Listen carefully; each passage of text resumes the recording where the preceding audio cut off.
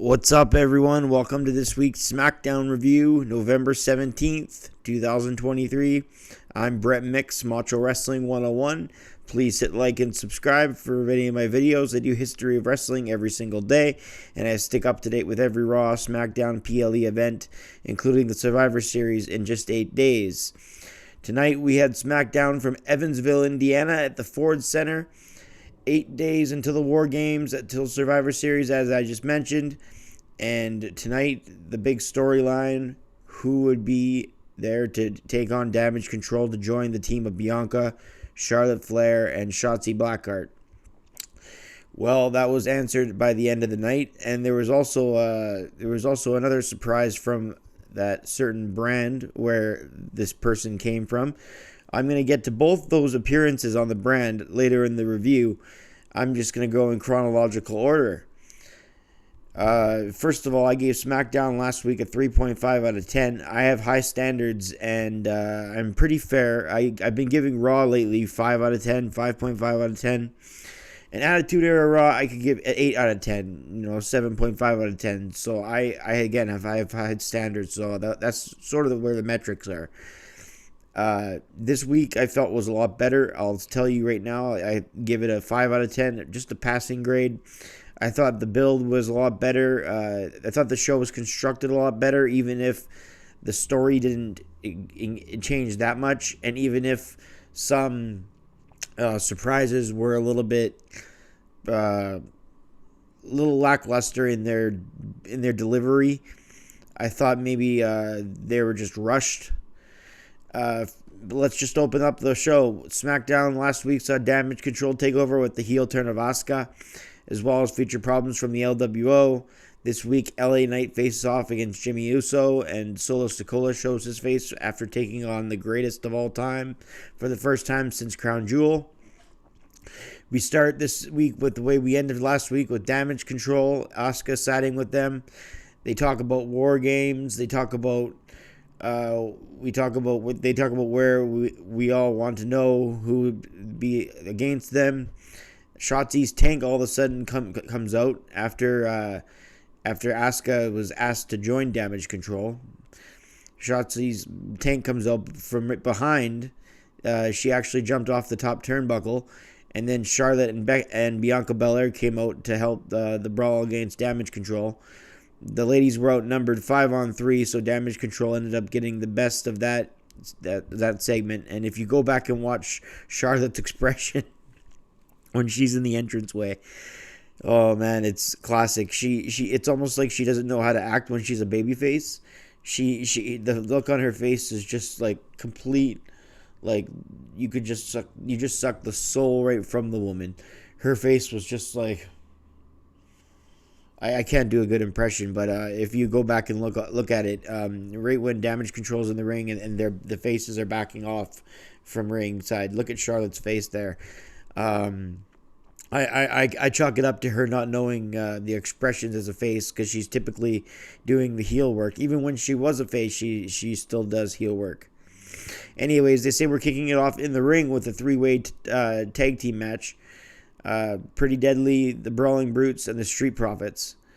Before we get to that, backstage, Bianca tells Charlotte she may know someone who can help them and says she's thinking about it. Nick Aldis says they have till next week, but he wants answers tonight. To the match, this kicked off the SmackDown in-ring portion. 3 men in the ring at one time. Tags can happen, but the first fall is to the winning team is the first fall. The first fall gets the job done in this 3-way tag match. Lashley watches backstage with the coffee effortlessly, just watching his Profits out there doing their thing. They're stomping on Butch in the corner, double teaming him. I miss Owens on comedy already, though I can warm up to the Road Dogg if I could understand him. No, he just has a different style of talking, only kidding. Michael Cole says most people think Pretty Deadly will be the champs in a matter of time here in WWE. Who's he been talking to? Who said this? I don't know. We go to our first commercial. Back from the break, Butch is hitting moonsaults, tornado DDTs. He's flying off the top with another moonsault, a seating senton.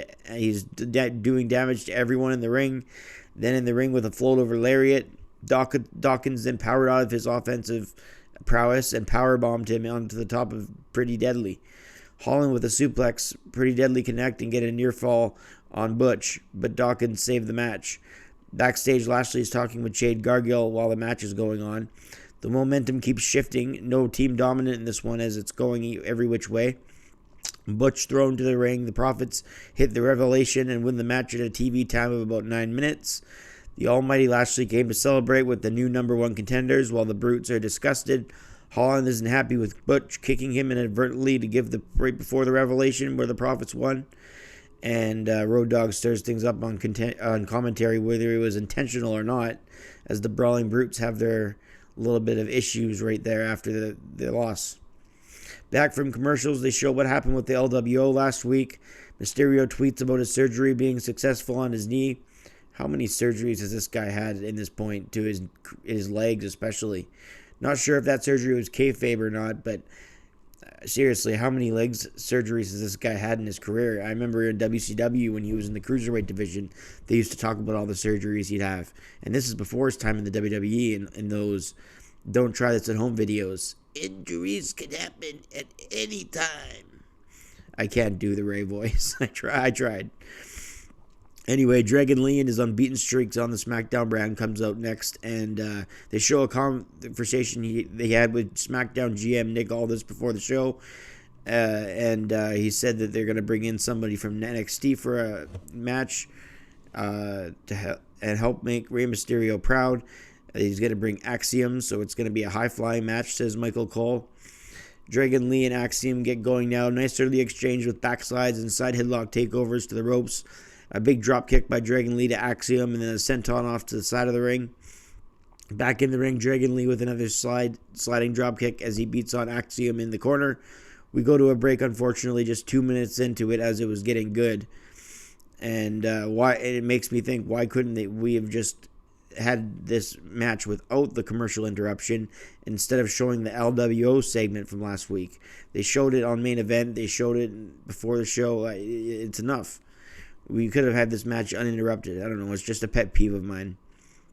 Dragon Lee's kicks, both men were dominating with drop kicks. Dragon Lee with a double boot stomp to Axiom in the corner. He comes back with a hard chop. Axiom chops back. Draw kick of his own into an exploder suplex. Then Dragon Lee kips up and then hits a standing vertical suplex. Both men have used their agility and their drop kicks to take down the other.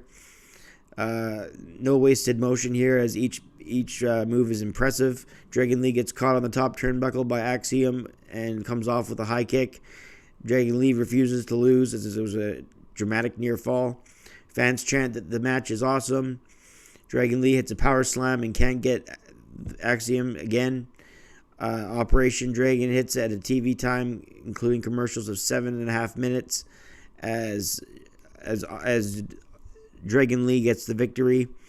I'll rate this match 3 stars. It was impressive. It had nice spots. We didn't get a story, just two guys doing a sprint, showing off what they had in a limited time span. Dragon Lee remains unbeaten in the blue brand, and Axiom puts in an impressive showing.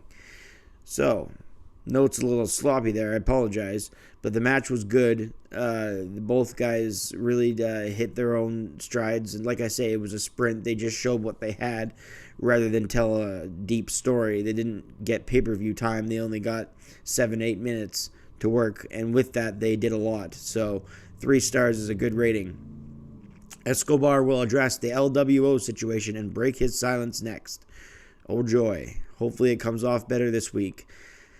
There was a reason I rated SmackDown last week 3.5 out of 10, and I told you about my standards.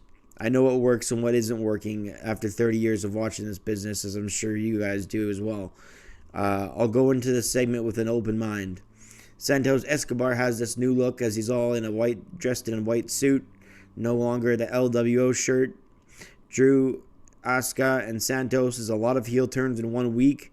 But we'll see where this goes. Again, I'm being open-minded. The crowd are impatient with him too.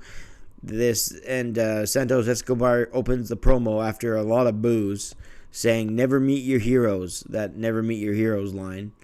Santos says his hero was Rey Mysterio, and he patterned everything in his career to Rey Mysterio. He says he wishes the new generation would see him the way he saw Rey Mysterio Jr. And I wish that the SmackDown brand produced top-notch quality television that captivated me. I guess we all don't get what we want, Santos. Anyway, Santos Escobar said everything he said about you he meant, and he looked in the hard cam and said to Ray that Dominic was right. Everything he said about him was true.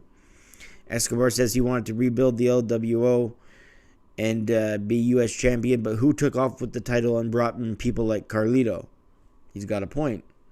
He then speaks trash in Spanish to Carlito, saying they were supposed to be a family, but he sided with an outsider like Carlito over him. Carlito did turn on him first, if we're being fair, so Santos does have a point. He apologizes to Ray, but he only apologizes for not doing more damage to his leg. And he hopes Rey Mysterio catches an infection, and that's when and they'll have to amputate his leg. And that's when Michael Cole said, "Cut the damn mic, stop this guy." Clearly trying to get him over as a heel in this segment. Fans chant for Carlito, and then he comes out. Took him long enough.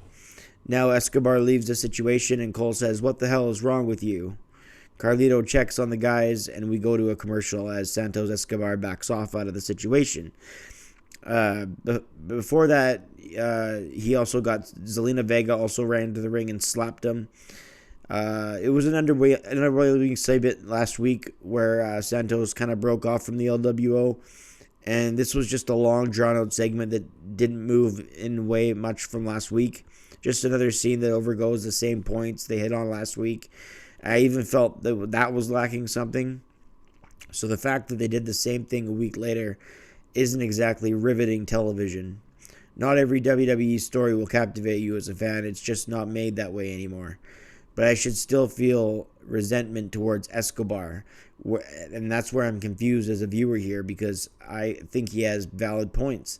Carlito was the first person to talk about the brass knucks and start to drive a wedge. Ray did slap him last week. Santos Escobar was hesitant to turn, and then he did have good points.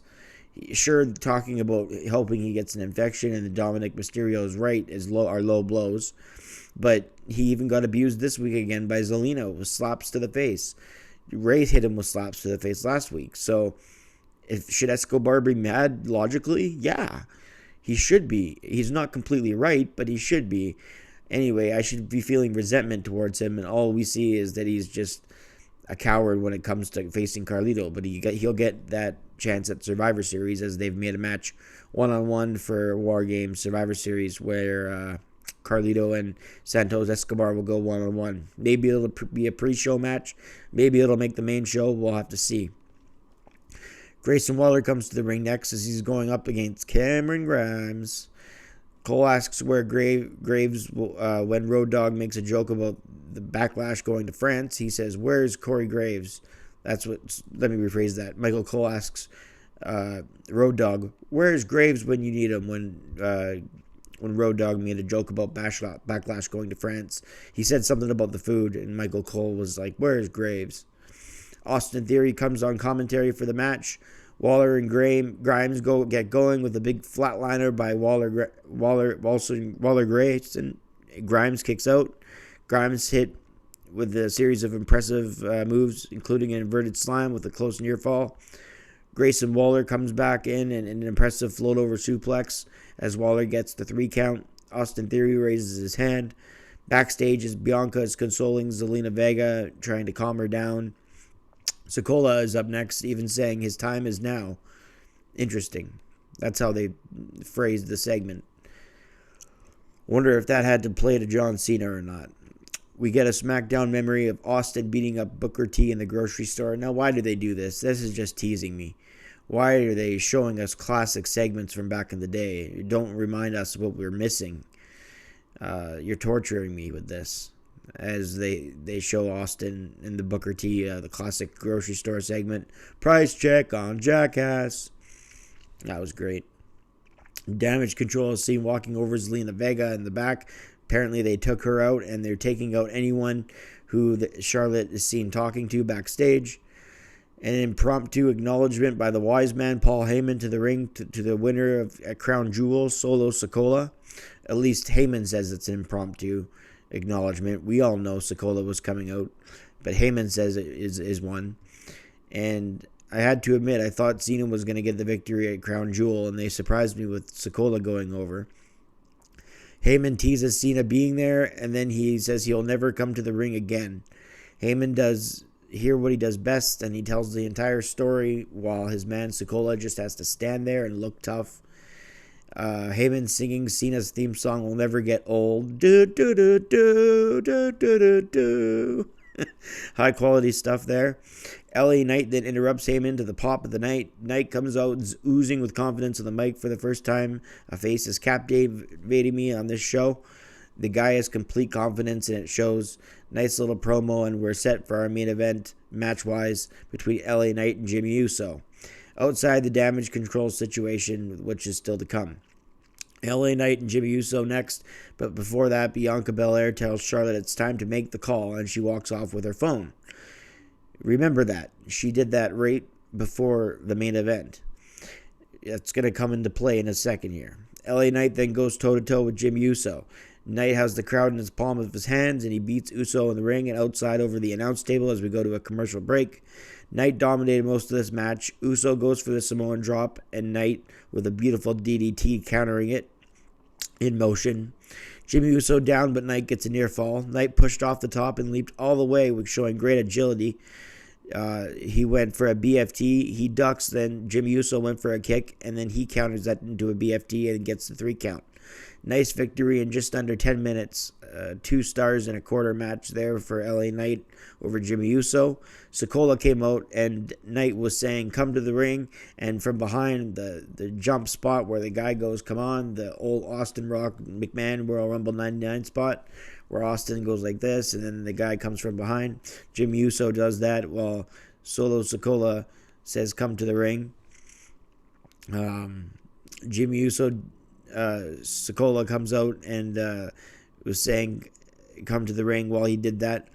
All of a sudden, Cody Rhodes' music hits, and Cody taking the fight to the bloodline. Cody chants as he evens the odds out. Knight and Rhodes stand tall, so anyone can just show up on any show now. I don't like that. I never have and never will. Why couldn't it have been Kevin Owens that evened the odds? They really had to get Rhodes from Raw. I get it. He has history with the bloodline. I get it. This is their way of continuing that story. I get it.